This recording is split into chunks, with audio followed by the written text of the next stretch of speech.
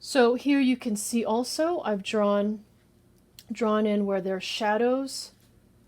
So there's an indication via shadows. So that's where your eye will go first, right? Where the deepest parts are on the face, wherever forms are delineated from one to another, right? Different forms, right? Here's the underneath the eye. Then there's a separation here, right? So this is kind of the area where the zygomatic process, the zygomat is, right? The cheekbone area. And then here you have this changing right here. So these are indicated by shadow, but you need to go up to the model and actually double check where these intersections occur, where the deepest areas are between two convergent planes. Okay, so this plane goes in this way, this plane goes in that way, all right, which will create this kind of valley. Be very careful about being fooled about shadows, because you could have very dramatic lighting, which would make the forms of the person look totally different. You have to look for actual and real valleys where those occur.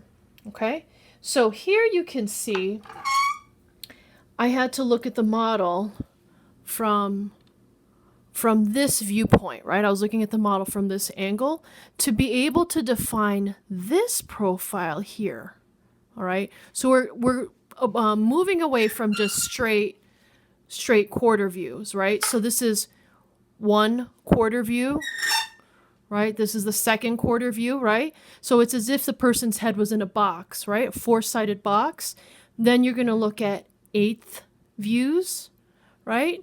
And then here, you know, if you're really not sure about what this volume is like, you can just be sure to look at her so that she's really matching your sculpture. And then from there, I would say go from like what the shape of the nose is if you really have that more defined. And then from there, you can find what this profile looks like from the side. Okay? Now, when it comes to eyes, you can see here that I drew a line that defines the point from the side of the eye to the other side of the eye to delineate what the actual inclination of the entire eye is first. So the inclination of the eye is going to be like a V. So these two sides of the eye will be like a V. So you can see here I've raised this eye. So I'm going to raise this as well. All right. And then from there, you're just going to draw out all the shapes that you see. So there's the inner part of the eyelid. Then there's the actual lid that you want to draw. See here? If it's too messy to look at, just simply press very gently so that you can really see the shape well. You see how that defined the eyelid very well. And then this way, you can just look at it graphically from the front, be sure everything's working, and then from there, you can start to add. You see how I've drawn in the iris of the eye? I actually like to do this. So I will do this. I don't normally put the eyeball in.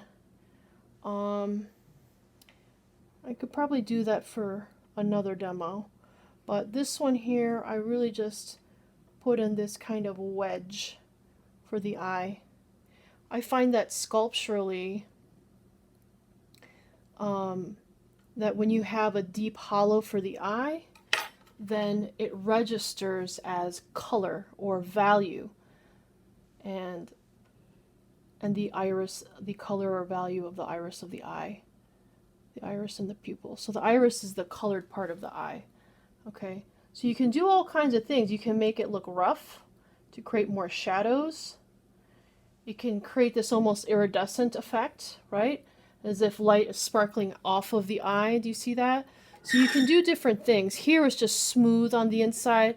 And you see how if you direct the direction of this shape in here, you can actually bend the light so that it'll create the right shadows that you want to see to create expression and also a focal point in the eye.